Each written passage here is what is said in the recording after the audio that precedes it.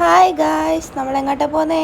College. അപ്പം നമ്മൾ റൂമൊക്കെ പൂട്ടി കോളേജിലേക്ക് പോവാണ്. അങ്ങനെ നമ്മൾ കോളേജിലെത്തി. ആദ്യത്തെ പീരീഡ് ഇരുന്ന് എന്തൊക്കെയോ കൊക്കാമ്പിച്ചൊക്കെ കാണിക്കുകയാണ്.